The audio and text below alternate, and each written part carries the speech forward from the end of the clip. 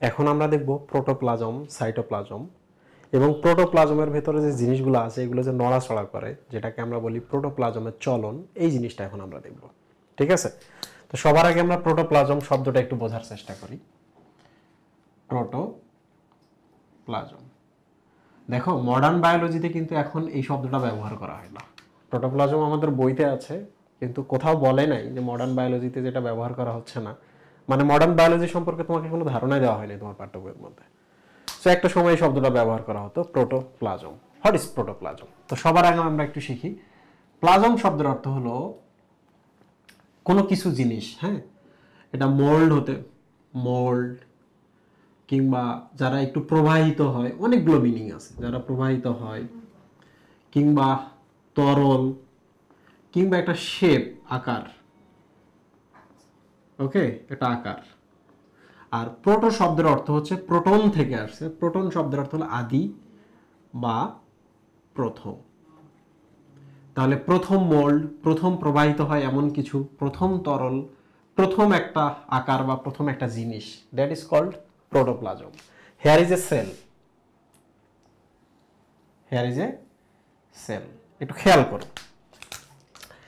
এই সেলটার ভেতরে থাকে নিউক্লিয়াস এবং বিভিন্ন ধরনের জিনিসপত্র আছে। ওকে, তো একটু খেয়াল করো, এই জিনিসটা আমাদের যদি জীবন তৈরি হয়, আমরা যে মানুষ, আমাদের যদি জীবন তৈরি হয়, এটা কিন্তু প্রথমে আসছে। আর কি আসছে? এটাও কিন্তু প্রথমেই আসছে, এই জিনিসগুলো প্রথমে আসছে, এখানে থাকা যে জিনিসগুলো আছে এগুলো সব প্রথম আসছে, তাই না? এগুলো তো প্রথম আসছে। এই জিনিসগুলো পরবর্তীতে কি করে? আমাদের একটা দেহ তৈরি করে, আমাদের একটা উদ্ভিদ তৈরি করে, রাইট, একটা প্রাণ তৈরি করে। তাহলে আমরা কি বলতে পারি? এই যে আজকে আমি, এইটা ছিল আমার প্রথম তরল, এই জিনিসগুলা, কিংবা প্রথম নড়াচড়া করে বা প্রবাহিত হয়, প্রবাহিত বলতে জীবন্ত জিনিস বোঝায় আর কি। তাহলে এই প্রথম জীবন্ত জিনিসটা, আমার জীবনের প্রথম জীবন্ত জিনিস হলো এটা। কিংবা এটা একটা শেপ আছে, তাই না? একটা সুনির্দিষ্ট শেপ আছে, ব্যাপারটা এমন না যে এটা সুতার মতো, এটা এইরকম, এই জিনিস আছে, এটা একটা শেপ। তাহলে এই শেপটা বা এই আকারটা বা এই তরলটা বা এই জীবন্ত জিনিসটা বা এই মুভ করতে পারে এই জিনিসটা, এইটাই প্রথম আসছে, এখান থেকে আজকে আমি আসছি, আজকে তুমি আসছো। So that is why this is called protoplasm, বা প্রথম জিনিসটা, প্রথম শেপটা, প্রথম তরলটা, প্রথম জীবন্ত জিনিসটা। ক্লিয়ার? তাহলে এখন আমি একটা জিনিস শুধু বলি, এর চারপাশে আমি একটা এরকম জিনিস দিলাম, এই জিনিসটার নাম হচ্ছে কোষ প্রাচীর। কি এটা? কোষ প্রাচীর। তুমি কি জানো কোষ প্রাচীর এমন একটা জিনিস যার ভিতরে কোনো বিক্রিয়া হয় না? যেখানে বিক্রিয়া হয় না সেটা মৃত, সেটা মারা গেছে, তাই না? রাস্তায় মাটি পড়ে আছে, মাটিতে কি বিক্রিয়া হয়? হয় না। মাটি একটা মৃত জিনিস। তোমার টেবিলটা পড়ে আছে, কাঠ, এই কাঠটা একটা মৃত জিনিস। সো দে আর নট জীবন, দে আর নট প্রথম তরল। ওখান থেকে আমরা আসি নাই, আমরা আসছি কোনটা? এই যে এখান থেকে শুরু করে এর ভেতরে যা আছে সবগুলো থেকে আসছে। কখনো কি এমন হয়েছে এই জায়গাটা নাই, এই জায়গাটা নাই, এগুলা, এটা এতটুকু আছে, এগুলা আছে, এই জায়গাটা নাই? কখনো এই শেপটা দিয়ে তুমি আসতে পারবা? এই জিনিসটা থেকে তুমি জন্ম নিতে পারবা? পারবা না। তাহলে এই শেপ, এই জীবন, এই আকার, এই তরল, এই রিয়াকশন ঘটতেছে যে জিনিসটা, এখান থেকে আমি আসি নাই। আমি কোথা থেকে আসছি? এরকম যে যেখানে একটা মেমব্রেন আছে, একটা নিউক্লিয়াস আছে, ভেতরে তরল টরল আছে, কেমিক্যালস আছে, এন্ডোপ্লাজমিক রেটিকুলাম, মাইটোকন্ড্রিয়া আছে, এখান থেকে আমি আসছি। সো সো বুঝতেই পারতেছে এটা কত বড় বিস্তৃত একটা টার্ম, প্রোটোপ্লাজম, প্রথম জীবন, প্রথম প্রবাহিত হওয়া জিনিস, প্রথম বিক্রিয়া হওয়া জিনিস। সো এই পুরোটার নামই হচ্ছে প্রোটোপ্লাজম। ক্লিয়ার? তবে হ্যাঁ, প্রোটোপ্লাজমের এই জায়গাটাকে বলে আমরা নিউক্লিয়াস। এই নিউক্লিয়াসের বাইরে আর এই মেমব্রেনটার ভেতরে যা যা থাকে তাকে আমরা বলি কোষের জীবন বা সাইটোপ্লাজম। আর এটার নাম হলো প্লাজমা মেমব্রেন। Plasma membrane. দেখো আমি কিন্তু একটা কথা বলছি, প্লাজম মানে হচ্ছে জীবন বা জীবন্ত জিনিস। এবার বলো তো, এটা কি জীবন্ত ছিল? কোষ প্রাচীর, সেল ওয়াল যেহেতু জীবন্ত না, এর নামের মধ্যে কিন্তু প্লাজম কথাটা নাই। আবার দেখো বলছি, এইটা আমাদের প্রোটোপ্লাজমের একটা পার্ট, এটা জীবন্ত, জীবন। এই জন্য দেখো এটার নামের মাঝখানে কিন্তু প্লাজম কথাটা আছে। দেখছো, এই জিনিসটাকেও আমরা বলছি যে এটা প্রোটোপ্লাজম বা জীবন্ত জিনিস। খেয়াল করে দেখো, এই জিনিসটার নাম সাইটোপ্লাজম। কি নাম এই জিনিসটার নাম? সাইটোপ্লাজম। এই যে দেখো প্লাজম আছে। মেমব্রেনটার নাম হলো প্লাজমা মেমব্রেন। এই যে দেখো প্লাজম আছে। তুমি কি বুঝতে পারতেছো? এইটা আমাদের জীবন না, এইটা আমাদের জীবন। ভেতরে থাকা জিনিসগুলো জীবন, এগুলো জীবন, এগুলো জীবন, দেখো সবগুলোতে প্লাজম কথাটা আছে। তাহলে প্লাজম মানে অ্যাকচুয়ালি একটা জীবনও বোঝায়, জীবন্ত জিনিস বোঝায়, লাইভ জিনিস, লিভিং ম্যাটার বোঝায়। তাহলে জিনিসটা প্রোটোপ্লাজম, প্রত্যেকটা পার্টই জীবন্ত, এই জন্য জিনিসগুলো আমাদের জীবনের প্রথম জিনিস, প্রথম শেপ, প্রথম আকার, প্রথম তরল। আশা করছি হালকা একটা ধারণা পাইছে, এর থেকে বেশি জানার দরকার নাই। কখনো যদি এরকম আসে হোয়াট ইজ প্রোটোপ্লাজম, তোমরা বলবা যে কোষ প্রাচীর বাদে একটি কোষের মেমব্রেন থেকে শুরু করে নিউক্লিয়াস, সাইটোপ্লাজম সবাই মিলেই হচ্ছে প্রোটোপ্লাজম। ঠিক আছে? সো প্রোটোপ্লাজম এবং সাইটোপ্লাজম সম্পর্কে আমরা একটু ধারণা পেয়েছি। এখন আমরা যেটা দেখবো, প্রোটোপ্লাজমের যে একটা চলন আছে, এই চলনটা মানে প্রোটোপ্লাজম সবসময় নড়াচড়া করে। কেন নড়াচড়া করে? So here is a cell, এটা একটা সেল। সেল কিন্তু এরকম না, চার কোণা না। সেলের বিভিন্ন শেপ হয়, 6 কোণাও হতে পারে, 4 কোণাও হতে পারে, গোলাকারও হতে পারে, কিংবা যে কোনো আকৃতির হতে পারে। তো দুইটা সেল নিলাম আমরা। ওকে, সেলে দেখো কোষ গহ্বর থাকতে পারে। দিস ইজ সেল, কোষ গহ্বর। কোষ গহ্বরের অনেক কাজ কোষ গহ্বরের। এটা একটা কোষ গহ্বর, আর এখানে কিছু কোষ গহ্বর, এইরকম আমরা কিছু কোষ গহ্বর দিলাম। এখানে অনেকগুলো কোষ গহ্বর, এখানে একটা কোষ গহ্বর, এখানে বড় কোষ গহ্বর, এখানে ছোট ছোট কোষ গহ্বর। ঠিক আছে? তো এখন তুমি একটা জিনিস চিন্তা করো। কি চিন্তা করবা? সেটা হলো, ধরা যাক এটা ভিতরে একটা পাতার কোষ। কিসের কোষ? পাতার কোষ। তাহলে সূর্যের আলো কোন দিক থেকে আসবে? মাটির নিচ থেকে, উপর দিক থেকে। তাহলে এই জায়গাটায় পড়বে কিনা? এখানে পড়বে সূর্যের আলো। ওকে, তো সূর্যের আলো যেহেতু এখানে পড়তেছে, তখন প্রশ্ন হলো প্লাস্টিকটা কোথায়? এই জায়গায়, এখানে প্লাস্টিকটা বসে আছে। তুমি বলো তো, সূর্যের আলো এখানে পড়তেছে, বেস্ট সূর্যের আলো এখানে পড়তেছে, অপটিমাল আলো এখানে পড়তেছে, মানে যতটুকু মানে তোমার দরকার সেটা ওখানে পড়তেছে, কিন্তু এই ভদ্রলোক এখানে বসে আছে। কি সালোক সংশ্লেষণ ঠিকঠাক হবে? হবে না। তাহলে এখন এক কাজ করতে হবে, এই জিনিসটাকে আমাকে এই জায়গায় নিয়ে আসতে হবে, এখানে নিয়ে আসতে হবে। তাহলে এবার বলো তো, সাইটোপ্লাজমে থাকা জিনিসপত্র বা সবাই মিলে কি মুভ করে কিনা? পুরো কোষটার দেয়াল ধরে তো তুমি নাড়াইতে পারবে না। তোমার বাড়িতে দুইটা জানালা আছে, একদিকে সূর্যের আলো আসে, আর একদিকের জানালায় সূর্যের আলো আসে না। শীতের সময় তোমার এখন সূর্যের আলো লাগবে, কারণ ঠান্ডা লাগতেছে। তুমি ওই জানালা থেকে আসবা না, পুরো বাড়িটা ঘুরাই দিবা। তুমি কিন্তু জানালা চেঞ্জ করবা। তাহলে ভেতরের যে জিনিসগুলো আছে তার অবস্থান পরিবর্তন করতে পারে। এই যে অবস্থান পরিবর্তন করতে পারে, এটার নামই হচ্ছে প্রোটোপ্লাজমের চলন, মানে পুরো জিনিসটার চলন। ঠিক আছে? এটার আরেকটা নাম হলো সাইক্লোসিস। কি নাম? সাইক্লোসিস। ওসিস মানে হলো একটা প্রক্রিয়া। তাহলে যে প্রক্রিয়ায় এরা কি করতে পারে? চক্রাকারে ঘুরতে পারে, এদিক থেকে ওদিকে যাইতে পারে, আবার ওদিক থেকে এদিকে আসতে পারে। বুঝতে পারছো? সূর্যের আলো আজকে এখানে, তো একে এখানে যাইতে হবে। সূর্যের আলো আরেকদিন এখান থেকে এদিক থেকে পড়বে, তখন তাকে আবার এখানে আসতে হবে। তাহলে এরা সাইক্লিক আকারে কি করতে পারে? মুভ করতে পারে। এইটাই হলো প্রোটোপ্লাজমের চলন। আমি আরেকবার বলছি, কোষের ভেতরে যে প্রোটোপ্লাজম, মানে কোষ বা প্রোটোপ্লাজম নড়াচড়া করতে পারে according to need.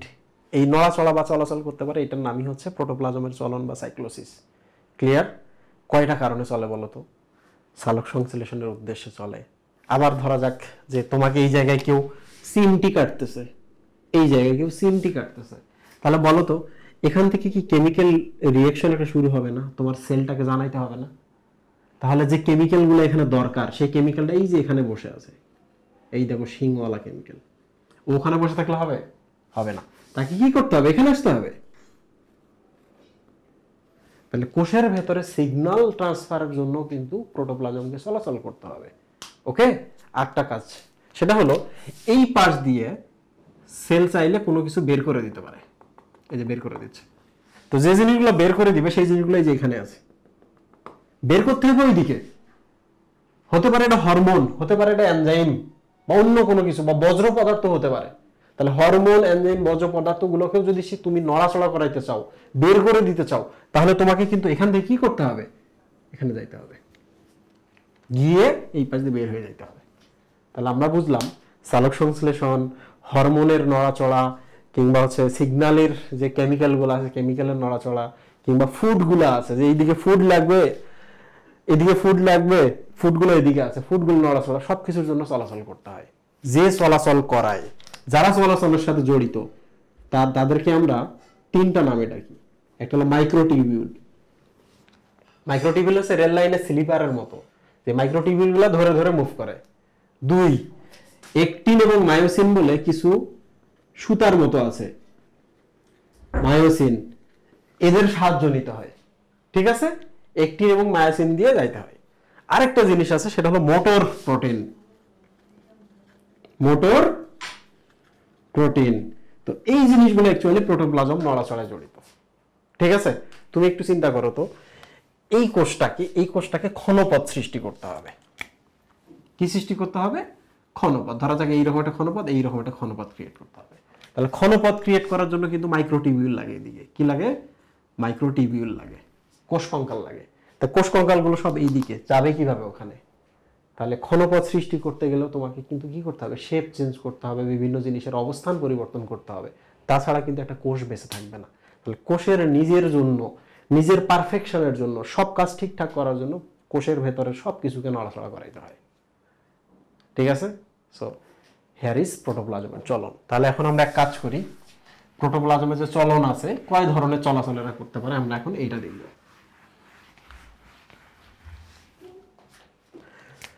Protoplasm basically দুইভাবে চলাচল করতে পারে। কোষ গহ্বর যদি অনেক বড় হয় তাহলে ওরা এইটাকে কেন্দ্র করে ঘুরতে থাকে, তাই না? চিন্তা করছো, আমাদের কোষের ভেতরে আমি একজনের কাছে পড়ছিলাম, উনি চমৎকার কিছু কথা বলতো, উনি এখন নাই। তো আমি ওখান থেকে এই কথাগুলো শিখছি। সেটা হলো, যেমন আমরা যেমন চলাচলের জন্য আমাদের ধর্মগ্রন্থ আছে, জীবন আমাদের কেমন হবে, আমাদের কিন্তু একটা ধর্মগ্রন্থ আছে, বাড়িতে আমাদের রেহালের উপরে থাকে কিংবা আলমিরার উপরে থাকে, তাই না? ধর্মগ্রন্থ, ওইটা দেখে দেখে আমাদের লাইফটা কেমন হবে আমরা লাইফটাকে কোডিং করা শুরু করি, তাই না? কন্ডাকশন করা শুরু করি। লাইক দ্যাট কোষের ভেতরে কিন্তু থাকে এইরকম তথ্য, এইরকম লেখা থাকে যে কোষটা কিভাবে চলবে, ডিএনএ থাকে। তাহলে কোষের ভেতরেও কিন্তু ধর্মগ্রন্থের মতো ডিএনএ আছে, বুঝতে পারছো? তারপর দেখো যে আমরা কি করি, আমরা হচ্ছে মুসলিমদের ক্ষেত্রে বলো কিংবা অন্য ধর্মের ক্ষেত্রে বলো, সবার কিন্তু ধর্ম পালনের জন্য কিন্তু একটা স্পেশাল জায়গা থাকে, মক্কা মদিনার মতো, যেখানে গিয়ে আমরা কিন্তু কাবা ঘরকে প্রদক্ষিণ করি, করি কি না? এই ধরনের কিছু ব্যাপার আছে না? হিন্দুরা হয়তো বা তারা একটা জায়গায় যাচ্ছে, আমরা একটা জায়গায় যাচ্ছি, মক্কা মদিনায় যাচ্ছি, গিয়ে কিন্তু আমরা ঘোরাঘুরি করতেছি for a purpose, like that. দেখো এরা কিন্তু এই সেল ভেহিকলটাকে কেন্দ্র করে ঘোরা শুরু করে, বুঝতে পারছো? তাহলে কোষ এইটাকে টার্গেট করে চারপাশে ঘোরা শুরু করে। তাহলে মনে রাখবা, যখন কোষ একটা অনেক বড় গহ্বর ধারণ করে তখন সবাই মিলে ওইটাকে ঘুরতে থাকে। বাট কি হয় বলতো, একটা এলাকাতে 10টা ধর্ম আছে, তাহলে 10টা ধর্ম হলে 10টা ধর্মালয় হবে কিনা? এবং কি করবে এরা? এইটাকে কেন্দ্র করে ঘুরবে এই অঞ্চলটা, এরা করবে কি এইটাকে কেন্দ্র করে ঘুরবে, এরা কি করবে এইটাকে কেন্দ্র করে ঘুরবে, এরা কি করবে এই অঞ্চলের এলাকার যারা আছে তারা এটাকে কেন্দ্র করে ঘুরবে। আলাদা আলাদা জায়গায় আলাদা আলাদাকে কেন্দ্র করে ঘুরতেছে। তাহলে একটা কোষ গহ্বর হলে সবাই ওটাকে কেন্দ্র করে ঘুরবে, আর যখন অনেকগুলো কোষ গহ্বর হবে তখন অনেকগুলো জায়গা, অনেকগুলো কি হবে, সার্কেল ক্রিয়েট হতে থাকবে। তো এই মুভমেন্টটাকে বলা হয় রোটেশন। কি বলা হয় এটাকে? রোটেশন বা আবর্তন। আর এই যে এখানে যেটা দেখতে পাচ্ছ, এটার নাম হলো সার্কুলেশন। এটার নাম কি? সার্কুলেশন। সার্কুলেশনের কিন্তু যেটা হয় যে সার্কুলেশনের আবর্তনটা কিন্তু বহুমুখী।